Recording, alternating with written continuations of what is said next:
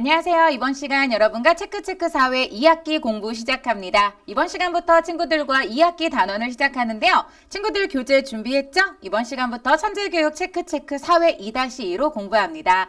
자, 오늘은 우리가 처음으로 2학기 공부를 시작하는 시간인데요.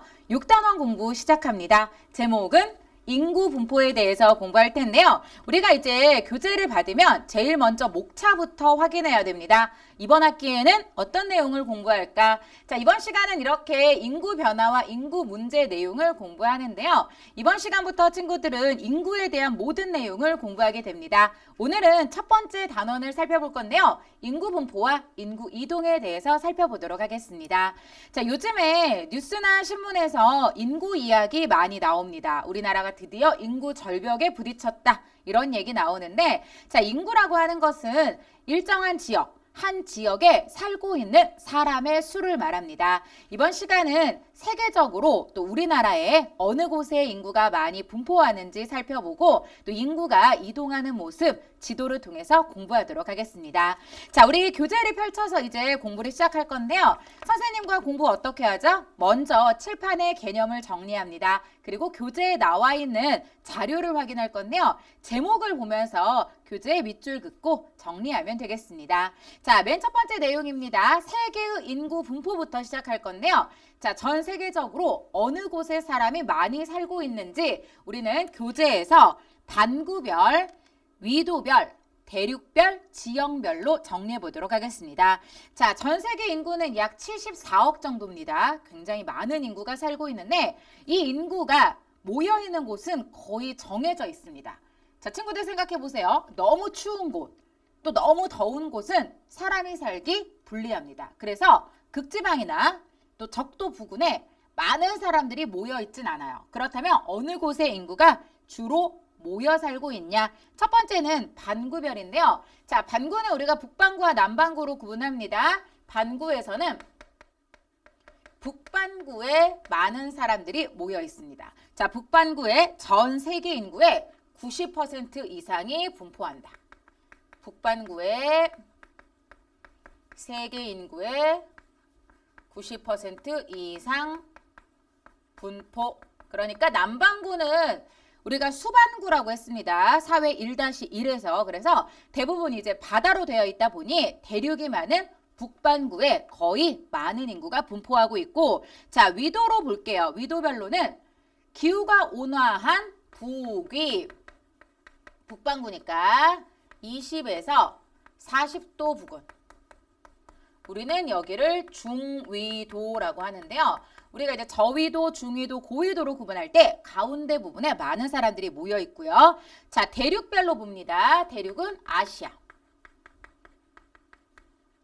아시아 대륙에 전 세계 인구의 60% 이상이 분포합니다. 아시아가 세계에서 가장 넓은 대륙이죠. 그리고 여기에는 인구가 많은 국가가 두 개 속해 있습니다. 바로 중국과 인도인데요. 중국은 뭐 전 세계 인구 1등, 그리고 인도 역시 2, 3위를 다투는 국가이기 때문에 전 세계 인구의 60% 이상이 이곳에 분포한다라고 볼 수 있고요. 자, 지형이 중요합니다. 지형은 우리가 잠시 후에 이 자연적 요인에서 인구 밀집 지역을 연결할 건데요. 자, 지형으로 따져봤을 때는 사람들이 많이 모여 사는 곳을 보면 대표적으로 이제 세 가지 특징이 있어요. 첫 번째는 물을 구하기 쉬운 하천, 강이 있어야 합니다. 그래서 첫 번째 지역은 하천 주변인데, 하천 주변의 평야지대에서 사람들이 주로 농사를 지으며 살아가요. 그리고 이곳에도 많은 사람들이 모여 있습니다. 해안 지역. 바닷가 지역은 먹을 것을 구하기도 쉽고 또 바다에 나가서 여러 가지 활동을 할 수 있기 때문에 많은 사람들이 모여 있는데요. 전 세계적으로 인구는 특정 지역에 모여 분포하고 있고요. 대표적으로 이러한 특징을 통해서 세계 인구 분포의 모습을 확인할 수 있습니다. 자, 우리는 여기에서 이제 자료 1번과 자료 2번을 정리할 수 있는데요. 우리도 화면을 통해서 지도와 표를 한번 살펴보도록 할게요. 자료 2번 화면에서 정리합니다. 자, 지도를 보면 전 세계 인구의 분포 모습인데, 자, 이 점으로 표시를 합니다. 이 점묘도로 인구 분포를 표시하는데 점이 많이 모여 있는 곳일수록 인구가 많은 곳입니다. 자, 위도별로 보면 북반구에 많은 점이 모여 있고요. 북반구에서도 중위도, 그리고 여기에서 여러 가지 요인을 따져보면 서부 유럽처럼 산업이 발달한 곳, 방글라데시처럼 인구가 또 많이 분포하는 아시아 지역, 또 캐나다나 아마존 분지 사하라 사막은 점이 거의 없다는 것, 즉 인구가 희박하다는 것 확인할 수 있습니다. 자, 이곳에서 우리는 두 번째 내용을 바로 연결할 건데요. 인구가 밀집한 지역과 인구가 희박한 지역은 요인이 있어요. 즉 원인이 있다는 얘기입니다. 어떤 원인이냐?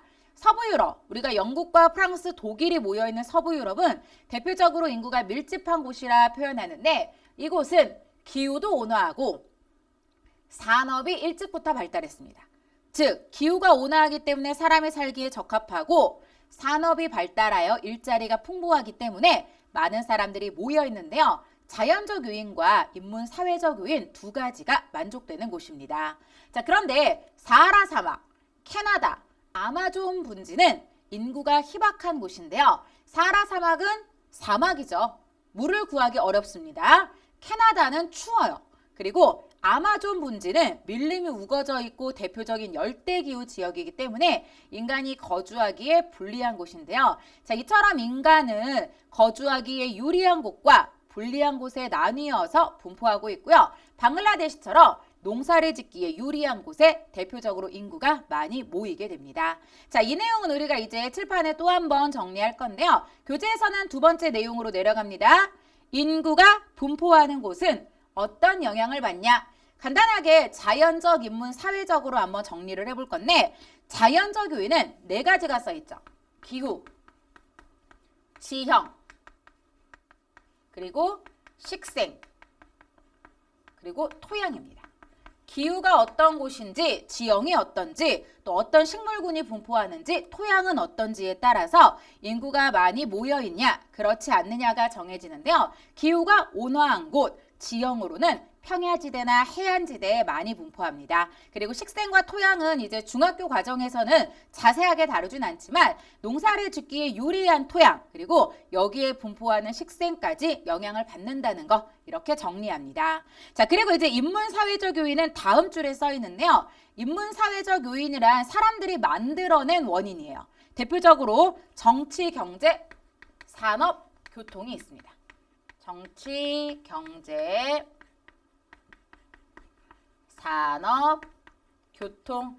자, 인문사회적 요인은 여러 가지가 있어요. 정치가 발달한 곳, 산업이 발달한 곳, 교통이 편리한 곳이 있는데요. 이것은 대부분 사람들이 일자리를 구하기 쉬운 곳에 모여 사는 특징을 보이고 있고요. 앞서 지도에서 살펴본 서부 유럽이 대표적이라 하겠습니다.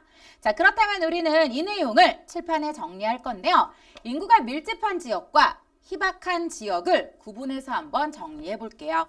자, 먼저 인구가 밀집한 지역입니다. 대표적인 특징은 네 가지로 정리를 할 건데 기후가 어떤 지역? 온화한 지역이에요. 간단하게 쓸게요. 기후가 온화하다. 두 번째는 이것이 발달해야 됩니다. 평야가 넓은 지역. 그리고 농사를 짓기에 토양이 비옥해야 합니다. 즉, 이 세 가지 조건은 무엇에 유리한 곳이냐? 농업에 유리한 곳인데요.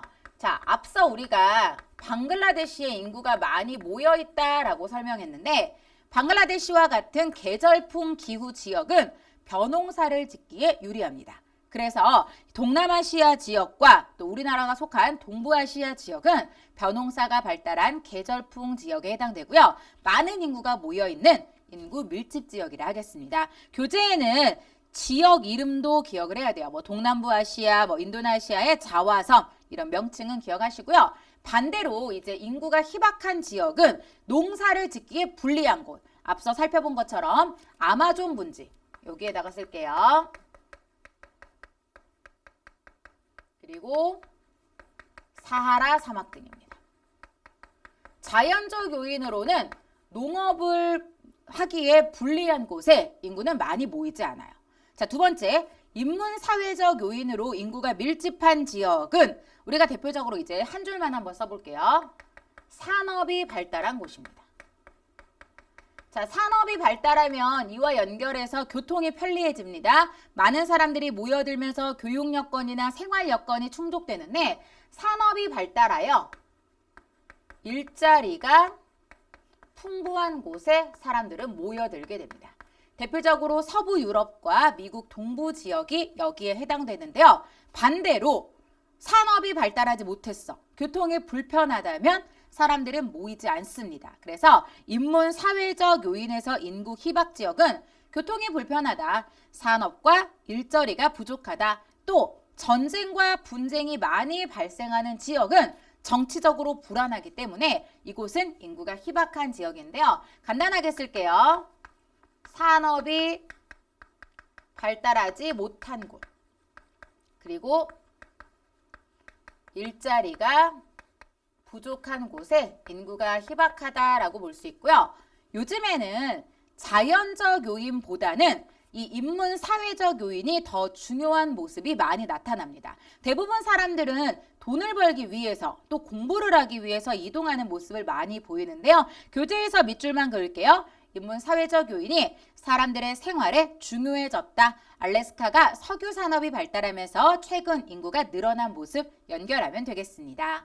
자, 그렇다면 우리나라는 어디에 인구가 많이 분포할까? 자, 인구가 분포한다는 뜻은 쉽게 생각하세요. 어디에 사람들이 많이 모여 있냐? 즉, 분포라는 말은 쉽게 모여 있는 정도를 말해요. 자, 우리나라는 크게 산업화를 기준으로 합니다.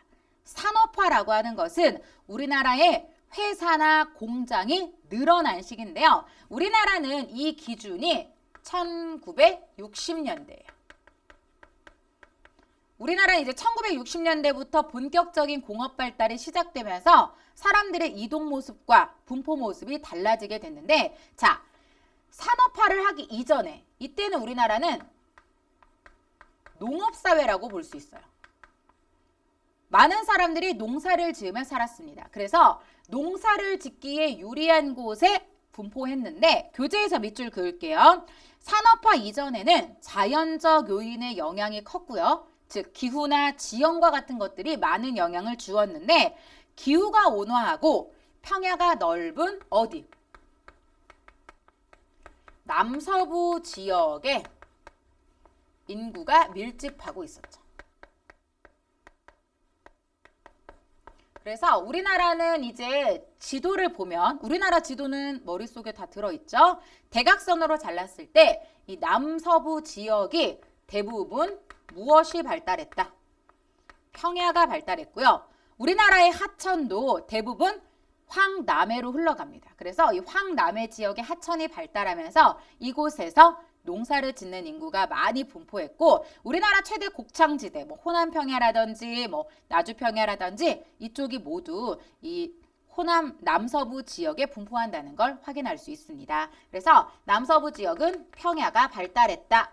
자, 그렇다면 인구가 희박한 지역도 있겠죠? 반대로 북동부 지역은 인구가 부족했어요.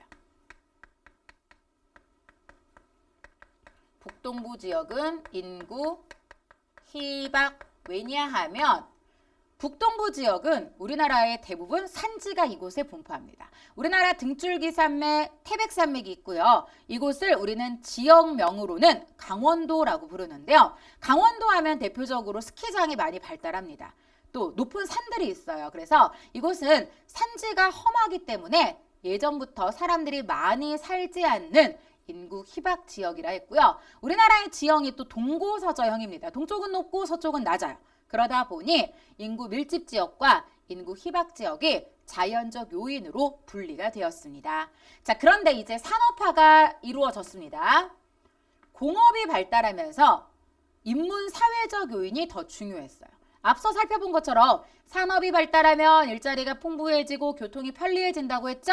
그래서 이것에 영향을 받아 사람들은 종종 이동을 합니다. 어디로 이동했냐? 교재에서 밑줄 인구 밀집 지역이 대표적으로 수도권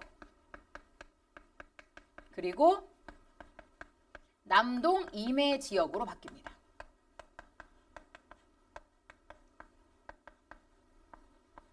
수도권과 남동 임해 지역의 인구가 밀집. 왜냐하면 수도권과 남동 임해 지역에 무엇이 풍부해졌기 때문에 일자리가 풍부해졌기 때문입니다. 자, 우리 초등학교 때 배우는 수도권의 지역명을 친구들이 알아야 되는데 수도권이라고 하는 것은 서울과 인천, 경기도를 말합니다, 여러분. 수도권이라고 하니까 서울 주변 동네라고 생각하는데 맞아요. 서울 주변 동네인데 여러분 지명을 알아야 돼요. 서울특별시, 인천광역시, 경기도를 묶어서 수도권이라고 하는데 이 세 지역은 우리나라 국토 면적의 얼마 안 돼요. 10분의 1 정도밖에 되지 않습니다. 그런데 현재 이곳에 살고 있는 인구수는 우리나라 전체 인구의 절반 이상이에요. 그러니까 우리나라 인구가 뭐 요즘에 줄어들고 있다 하지만 현재까지 5천만으로 기준을 합니다. 5천만의 반절 뚝 잘라서 대부분 이곳에 분포하고요. 이곳에 왜 사람들이 많이 모여들까? 사람들이 막 다 서울로 모여들잖아요. 일자리도 풍부하고 교통이 편리하고 여러분이 좋아하는 놀이공원, 뭐 박물관, 시설이 많이 발달해 있습니다. 여러분이 좋아하는 뭐 아이돌 공연 보러 간다? 다 서울로 오죠. 이와 같은 현상이에요. 그래서 수도권은 일자리가 풍부하다. 즉 산업이 발달했기 때문에 많은 사람들이 모여들고 있고 또 하나 남동 임해 지역은 뒤에 두 글자를 붙여야 됩니다. 남동 임해 공업지역이에요. 자, 남동 임해 공업지역은 어디를 표현하냐? 부산, 울산, 포항, 즉 경상도 지역을 말하는데 이곳이 우리나라의 이제 동해바다에 인접해 있습니다. 그래서 우리나라는 대부분 이제 원료를 수입해서 제품을 수출하는 형태의 공업이 발달하다 보니 항구가 발달한 곳에 바로 공장을 짓고 여기에 많은 일자리가 생기면서 사람들이 모여들게 됩니다. 그래서 이제 부산, 우리나라 제2의 도시고요. 울산 역시 대표적으로 땡땡 자동차 공장, 그리고 땡땡 석유화학 공장 등이 모여 있으면서 일자리가 많아졌고 많은 사람들이 모여들면서 광역시로 승격하게 되었습니다. 그래서 이곳은 공업이 발달해서 사람이 많이 모인 곳인데 자, 확인을 해야 돼요. 사회는 줄글로 외울 필요가 없습니다, 여러분. 사회를 외워서 공부하는 친구들은 못해요, 사회를. 사회는 내용을 이해하는 것인데 모든 사회는 자료가 주어집니다. 그래서 이 인구 단원은 지리 단원인데요. 여기에서는 지도를 한 장 더 살펴봐야 됩니다. 우리는 교재 자료 3번에 나와 있는데 이거 시험 단골 지도입니다. 선생님이 학교 다닐 때부터 나왔고요. 그 전부터도 나왔던 지도 바뀌지 않았어요. 자, 우리나라의 인구 분포는 여러분은 교재를 보면 됩니다. 남서부 지역을 이렇게 대각선으로 잘라보면 여기에 인구가 많이 모여 있어요. 이곳이 농업이 발달한 평야 지역이기 때문입니다. 강원도는 산지니까 옛날에 많이 안 살았겠죠. 고개도 많고 험하니까. 자, 그런데 2015년이라고 돼 있죠? 1960년대 이후입니다. 가장 최근인데요. 자, 사람들이 모여있는 곳이 여기. 동그라미 하나 돼 있죠? 교재에도 수도권. 여기 남동임의 공업지역이고요. 지방 대도시라고 표현이 되어 있는데 우리 행정구역으로 기억합니다.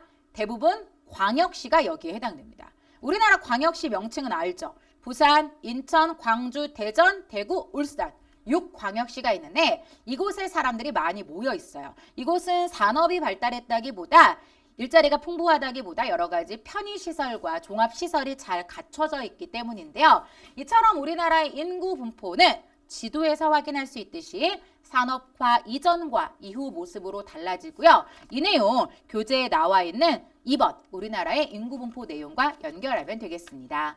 자, 이렇게 해서 이제 우리가 두 번째 내용까지 확인을 했고요. 이번에는 인구 이동을 한번 살펴볼게요. 자, 인구 이동이라는 말 자체가 친구들한테는 이렇게 연결하면 돼요. 이사 가는 겁니다.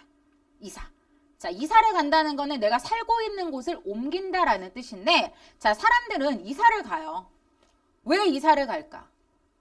더 넓은 집으로 갈 수도 있고요. 아니면 부모님을 따라서 우리는 이제 우리가 공부하는 뭐 학교 때문에 이동을 하기도 하지만 대부분 이제 뭐 부모님의 직장 때문에 이동을 하기도 합니다. 또는 엄마 아빠가 야, 저쪽 동네 가면 더 좋은 시설이 많아. 뭐 학원이 많아. 예를 들면 야, 저기 가면은 마트가 커서 우리가 살기에 편해. 아니면 공원이 있어서 좋대. 지하철역에 가깝대. 이런 이유로 이동을 하는데요. 자, 사람들이 모여드는 곳은 원인이 있고요. 또 빠져나가는 동네도 원인이 있습니다. 그래서 사람들이 모여드는 곳을 흡인 지역이라 하고요. 흡수한다라는 뜻이죠. 요인이 있고요. 사람들이 또 다 이사를 나가 이 동네에서.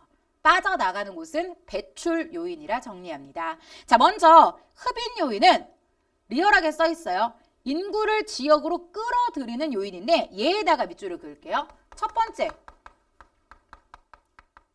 일자리가 풍부한 곳이 사람들을 많이 모이게 합니다. 울산이 대표적인 지역이었어요. 울산, 예전에는 어촌이었어요, 여러분. 고기잡이하는 동네였는데 이곳에 공업단지가 조성이 되면서 도로가 만들어지고요. 이곳에 집을 새로 지어줍니다. 자, 집을 지어주면 사람들이 모여서 살겠죠? 아이들이 있어. 학교도 지어줍니다. 그래서 실제로 이 울산 지역에 있는 땡땡 자동차 공업단지대에는 초등학교가 따로 있고요. 중학교도 있고요. 이 공업단지 안을 지나다니는 버스도 있어요. 선생님 수업 이제 그 동네에서 듣는 친구들도 있을 텐데 선생님 친구가 이제 그 동네에 살아서 얘기를 들어보니까 방송도 그 안에서 한대요. 안내방송처럼. 그래서 야, 너희 아빠 어디 다녀? 여기. 너희 아빠 어디 다녀? 여기. 다 같은 회사 아빠가. 그리고 다 같은 초등학교를 다니고 다 같은 중학교를 가고 다 그 동네에서 사는 겁니다. 그러니까 모든 시설이 거기에 다 갖춰진 거예요. 인구가 너무 많아서. 일자리가 풍부한 곳에 사람들이 많이 모이고 자, 일자리가 풍부한 곳은 또 월급을 많이 주는 곳으로 또 나뉘게 되죠. 임금. 월급을 많이 주는 곳으로 사람들은 모여들게 되고요. 또 최근에는 사람들이 이걸 따져서 많이 이동을 합니다. 쾌적한 환경. 자, 쾌적한 환경의 대표적인 용어가 하나 있어요.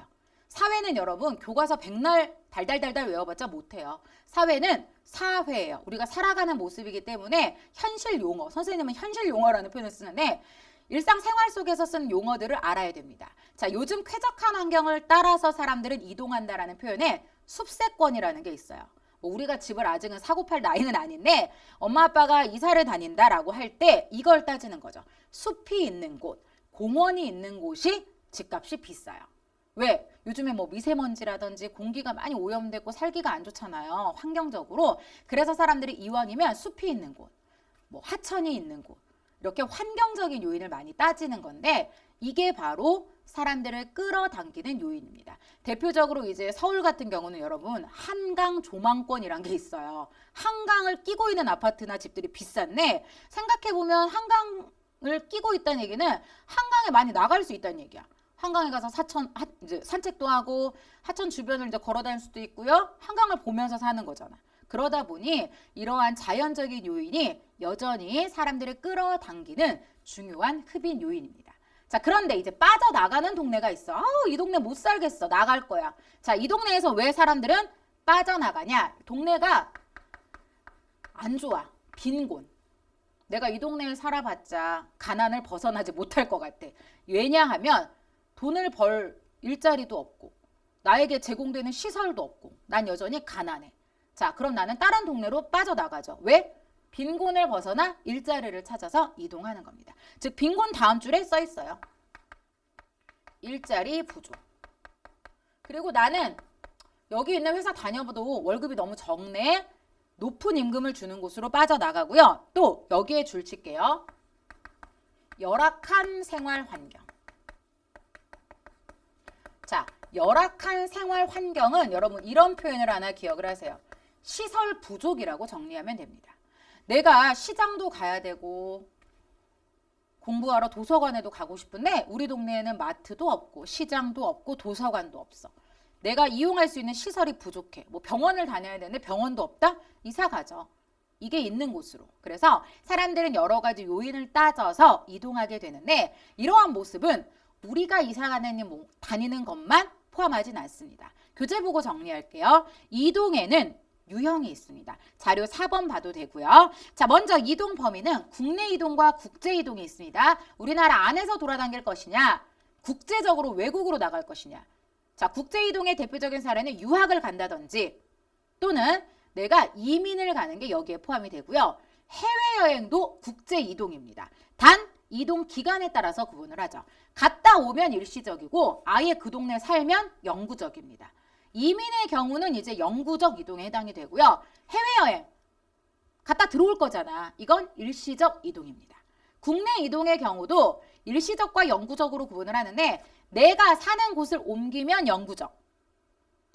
그런데 나 아침에 학교 갔다 와요, 엄마. 아빠가 출근했다 돌아오십니다.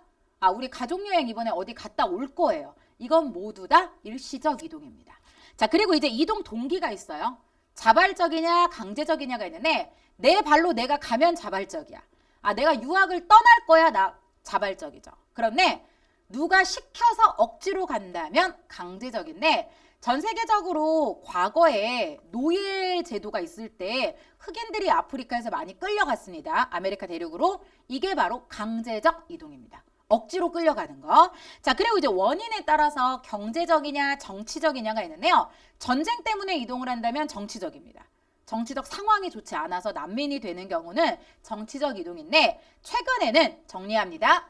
세계의 인구 이동 모습에서 이게 가장 많이 나타납니다. 바로 경제적 이동이에요. 자, 전 세계적으로 많은 사람들이 이동을 하는데요. 최근에는 이 경제적 이동이 가장 많이 나타나는데요. 이 경제적 이동은 교재 3번으로 내려와서 정리할게요. 과거에는 신항로 개척 이후에 신대륙을 찾아서 유럽인들이 많이 떠났습니다. 그 결과 아메리카 대륙과 오스트레일리아를 발견을 했고요. 또 하나 화교, 중국인들이죠. 동남아시아로 많이 내려왔습니다. 이들의 모습도 일자리를 찾아서 이동한 모습입니다. 자, 최근에도 경제적 이동은 많아요. 경제적 이동은 꼭 일자리, 즉 취업을 위해서만 이동하는 게 아니라 교육의 이동, 교육을 목적으로 이동하는 것도 경제적 이동인데요. 대부분 교재에다가 체크해 주세요. 개발도상국에서 어디로? 선진국으로 이동하는 모습이고요. 우리나라도 이제 과거에 개발도상국이었습니다. 이때 미국이나 유럽으로 많이 이동을 했고요. 최근에는 동남아시아 국가들이 우리나라로 이동을 합니다. 우리나라도 이제 선진국에 해당이 되기 때문에 경제적으로 일자리를 찾아서 공부를 하기 위해서 이동하는 모습 많이 나타나고 있습니다. 우리나라에서 이러한 경제적 이동은 여전히 수도권 지역, 또 남동임의 지역에 인구가 밀집하는 모습 연결할 수 있고요. 전 세계적으로 이동은 경제적 이동만 있는 건 아니에요. 강제적, 종교적 이동이 모두 다 있고요. 정치적, 난민 문제, 또 환경, 내가 살기 좋은 곳으로 이동하는 환경적 이동도 있다는 것 교재에서 체크하면 되겠습니다. 잠시 후에 이제 지도 확인할게요. 자, 그리고 이제 우리나라의 인구 이동인데, 자, 우리나라의 인구 이동은 크게 두 가지를 정리를 합니다. 용어부터 쓰고 갈게요. 이촌 향도 현상과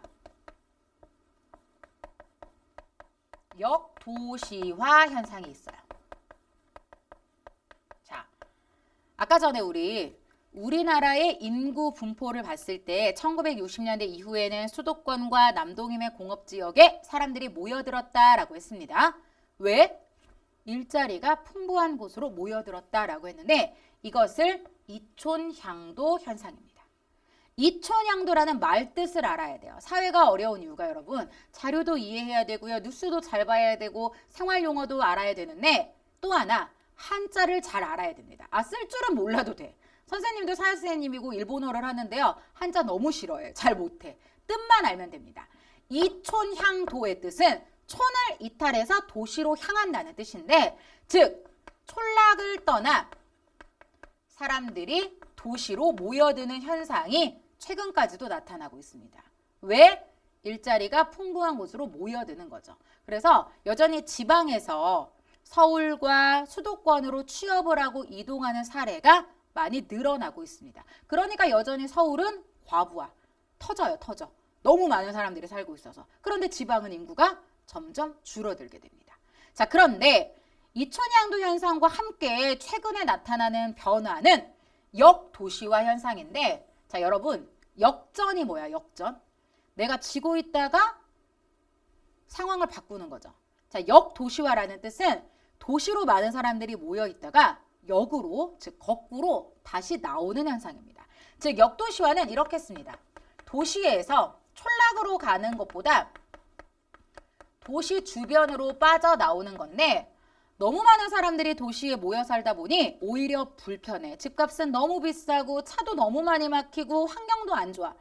쓰레기가 여기저기야. 나는 차라리 쾌적한 환경을 찾아서 떠날 거야. 그래서 도시에서 도시 주변으로 이동하거나 농촌으로 가는 건데요. 여러분 이런 표현 들어봤을 겁니다. 또 현실 용어 전원주택, 전원생활 이런 말 들어봤죠? 도시 주변에서 좀 넓은 집에서 쾌적한 환경을 찾아서 이동하는 모습인데요. 역도시화 현상은 같은 표현이 두 가지 더 있습니다. 도넛 현상이라고 해서 유턴 현상이라고 해서 도시로 들어갔다가 다시 빠져나오는 현상도 있고요. 교외화, 도시 주변으로 나가서 산다라는 의미도 포함하고 있습니다. 그러니까 역도시화, 교외화, 유턴 현상 같은 표현으로 기억합니다. 자, 그런데 이렇게 인구가 이동을 하면 좋은 점도 있고요. 유입지역의 경우 또 유출지역의 경우도 오히려 좋은 점도 있을 수 있어. 그런데 문제점도 생겨납니다. 교재 마지막 내용으로 갑니다. 자, 먼저 인구 유입지역의 좋은 점은 한 줄만 쓸게요. 경제가 활성화돼요. 무슨 얘기냐? 너무 말이 어려워, 선생님. 원래 이 동네에 사람이 없었는데 사람들이 많이 모여들게 되면서 필요한 시설들이 있습니다. 마트도 지어주세요. 병원도 만들어주세요. 도서관도 만들어주세요. 문화센터 지어주세요. 그리고 이 동네에서 사람들이 살면서 돈을 쓰잖아. 그쵸? 소비를 하게 됩니다. 그러면 지역 경제가 활성화된다는 뜻입니다. 쉽게 생각하면 이 동네로 이사와서 돈을 쓰니까 이 동네 지역 주민들의 소득이 늘어나고 여러 가지 시설도 많아진다는 뜻입니다. 즉 살기 좋은 동네로 바뀌게 된다는 뜻인데 그 과정에서 다양한 사람들이 모이게 되죠. 문화적 다양성도 증가하게 됩니다. 자, 그런데 이것은 이제 우리나라의 사례만 있는 게 아니라 전 세계적으로 인구 유입 지역의 변화 모습인데요. 아프리카 지역, 즉 북부 아프리카 지역에서는 유럽으로 많은 사람들이 이주를 합니다. 일자리를 찾아서. 그래서 이 유럽 지역에 이주민들이 많이 등장하면서 여러 가지 변화 모습이 나타나고 있는데요. 교재 자료 6번에 모로코 출신 이주자들이 유럽으로 이동하는 모습 나타나 있고요. 대표적으로 이제 우리나라에도 외국인 이주 노동자들이 많이 등장하고 있잖아요. 이러한 모습을 함께 연결하면 되겠습니다. 외국인 이주 노동자들이 우리나라로 들어오면서 문화적 다양성도 늘어나. 그런데 여기서 문제점이 생깁니다. 문제점은 한 줄만 쓸게요. 문화적 차이로 인한 갈등이 생깁니다. 그러니까 외국인 이주 노동자들이 늘어나면서 문화 차이가 존재하잖아요. 예를 들면 이슬람 지역 사람들 돼지고기 안 먹습니다. 우리는 삼겹살 너무 좋아하는데 그들은 안 먹어. 그러다 보니 왜 안 먹어? 이상하네. 이런 표현을 쓰다 보면 갈등이 생기는 거죠. 그래서 인구가 유입지는 지역이라 해서 무조건 좋은 점만 있는 건 아닙니다. 대부분 선진국들이 이제 유입지역에 해당이 되는데 국제 이동으로 보면 여기에서 나타나는 문제가 있고요. 자, 유출지역의 문제도 있어요. 유출지역은 이제 개발도상국이나 저개발국입니다.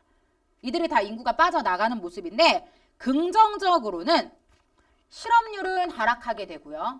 왜냐하면 이 동네는 인구가 너무 많았던 거야. 그래서 오히려 일자리가 부족했는데 사람들이 일자리를 찾아 떠나니까 실업률은 떨어집니다. 그리고 본국으로 이제 송금을 하게 되잖아. 외화를. 이주 노동자들이 여기서 돈을 벌어서 자기 나라에 돈을 보내다 보니까 그 나라의 경제 발전에도 기여를 하게 됩니다. 그런데 여기에도 문제는 있습니다. 어떤 문제가 있냐? 젊고 유능한 고급 인력들이 오히려 빠져나갈 수도 있습니다. 더 좋은 일자리를 찾아서 유능한 애들이 다 나가는 거야. 그러다 보면 오히려 이 저개발국이나 개발도상국에서는 경제성장의 둔화가 나타날 수도 있고요. 이러한 문제점 때문에 인구 유출 지역에서도 좋은 점만 있는 건 아니라는 것, 부정적 영향도 함께 기억하면 되겠습니다. 자, 이번에는 우리가 이제 자료 5번을 한번 살펴볼 건데요. 자, 자료 5번은 여러분 세계 인구 이동 모습이에요. 자, 그런데 이 인구 이동은 시험 단골 문제입니다. 자, 그런데 이거 맨날 틀려요. 왜냐하면 일단 교과서랑 지금 뭐 공부하는 문제지는 다 컬러예요. 학교에서 시험 볼 때는 흑백입니다. 그래서 그 선이 그 선이야. 그래서 이거 공부할 때 여러분 제일 좋은 점은 내가 이제 공부를 할 때 번호를 달아서 공부를 하세요. 1번, 2번, 3번, 4번이라든지 또는 뭐 A, B, C, D 다음 시간 문제풀이 할 때도 선생님이 팁을 알려줄 건데 지도에다가 번호를 달아서 공부를 하면 훨씬 쉽습니다. 자, 일단 자료 5번을 보면 유출지역과 유입지역을 표시했고요.